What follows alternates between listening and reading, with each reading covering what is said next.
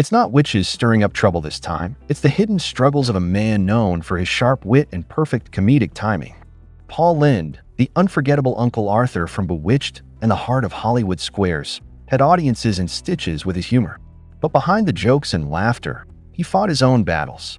Off camera, he was a man torn between his dreams and the reality of his career.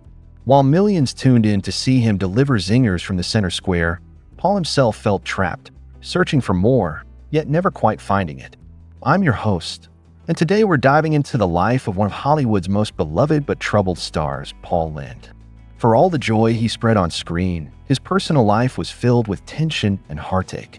If you enjoy this deep dive, be sure to hit the like button, and if you haven't yet, subscribe so you never miss our latest stories. Now, let's step into Paul's world, where the spotlight shined bright, but the shadows ran deep. Growing up, Paul Lynde had trouble with his weight. He joked that his family's salad was always something like macaroni or Waldorf salad. By high school graduation, he weighed 250 pounds. This made him feel insecure, and it showed up in his comedy. But his weight wasn't the only thing he hid. Paul was gay, but in Hollywood between 1954 and 1982, being openly gay wasn't accepted. Until 1973, people even thought it was a mental illness. Still, most people could tell he was gay, even though he got lots of love letters from women. Like Liberace, his real self wasn't a secret to everyone. He once said, "Love, to me, is something you buy." Paul tried to balance being himself and hiding parts of himself he thought people wouldn't like. When asked if his fans were mostly women and gay men, he joked, "My fans are straight. You know, gay people killed Judy Garland, but they won't kill me." Even though he kept his relationships private, he made hints about being gay on TV game shows. If you watch his shows closely, you'll see a deeper truth in his jokes. Studies say people who love only one person usually live longer, but it's okay to switch partners sometimes. If you watch Paul's performances, you can see he wanted people to love him. But because of the time he lived in, he felt he couldn't be his true self. Not having a real relationship made him sad his whole life. Paul Lynde's interactions with others were often marked by a sharp edge. His volatile temperament, capable of considerable harshness, contributed to a complex public perception. This aggression stemmed from a confluence of deep-seated insecurities and a struggle with substance dependency. Lynde's heavy drinking frequently sabotaged his personal connections. He also used pills, cocaine, and marijuana, attempting to chemically suppress his underlying depression.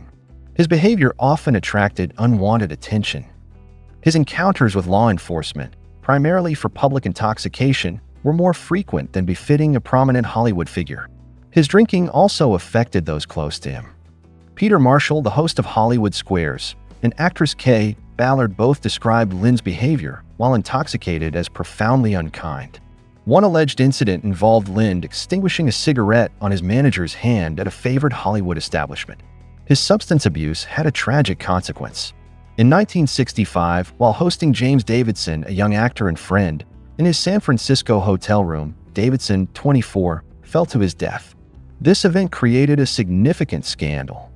Despite the presence of two police officers as witnesses, the incident was suppressed, protecting Lynde's career. He maintained that he and Davidson were playfully engaging when Davidson, attempting a display of skill, lost his footing and fell. In 1977, Lynde was involved in another controversy at Northwestern University, his alma mater, where he served as Grand Marshal for homecoming. Following the parade, he was accused of making racially charged remarks and gestures toward a black professor. Lynde attributed his behavior to exhaustion and intoxication. As his history demonstrates, alcohol often triggered a darker side of his personality. People remember Paul Lynde for being funny. He was quick-witted and had a long career. He played famous characters in TV shows, plays, and even did voice acting. He joked, "I like fancy living, but try to tempt me." He did act in some movies, but it wasn't the big movie star life he wanted. He went to a good college for acting and then moved to New York City to become famous. But it was hard. He had to work as a waiter, even sell his blood for money. He got a small part in a show called New Faces of 52. He didn't get many jobs after that, and he struggled for a long time. His big break came almost 10 years later with a small part in a play called Bye Bye Birdie. But he didn't like being just a stage or a TV actor. He wanted to be a movie star. He even bought Errol Flynn's old house, thinking it would help him get movie roles. He became obsessed with being rich and famous after seeing the movie Ben-Hur. He thought being on TV too much kept him from becoming a movie star. He wanted people to be amazed by him in movies, not just see him on TV all the time. He wanted the whole movie star experience, with people asking for his autograph. His friend Kathy Rudolph said he wanted to walk out of his big house and see crowds of fans. Even though Paul Lynde is still popular and respected, he was very competitive. He didn't like anyone stealing his thunder. He told his friend Rudolph, "Kids or dogs on stage make me look bad." He always wanted to be the center of attention. He was a very funny guy. People loved him as Uncle Arthur on Bewitched, even though he was only in 11 episodes. But Bewitched made him angry sometimes, especially when he thought other actors got funnier lines. He got really mad when other actors weren't prepared. Paul was a perfectionist. He always knew his lines, and often knew everyone else's too. His friend Kathy said he was tough on people who were late or messed up his jokes. But she also said he always got the biggest laughs. Even though everyone thought he was funny, he didn't seem to think so. This insecurity led to a big fight with comedian Buddy Hackett. Hackett said Paul was using jokes that were written for him on Hollywood Squares. Paul admitted he knew the question topics before the show, but said his jokes were all made up on the spot. Later on, most of the jokes he used on Hollywood Squares were written by other people. Paul Lynde always dreamed of making a big, important movie, something like The Graduate. But fate had other plans. He remained stuck in television, though he played along in his own reluctant way, always delivering the funniest one-liners. He once said, "Most people accept laughter during a romantic moment, but I think they prefer applause." Paul became as important to Hollywood Squares as Alex Trebek was to Jeopardy! He was a permanent part of the show, almost like the wheel in Wheel of Fortune. But after 707 appearances, he started feeling trapped. He left the show in 1979. However, the show struggled without him, and within a year, producers begged him to return with a better offer. Paul agreed and became as important as the show's host, Peter Marshall. He had turned a simple game show job into a great source of income, earning $1,500 for filming a whole week's episodes in just one day. But as time passed, disappointment grew inside him. In 1980, Paul decided to quit drinking and drugs.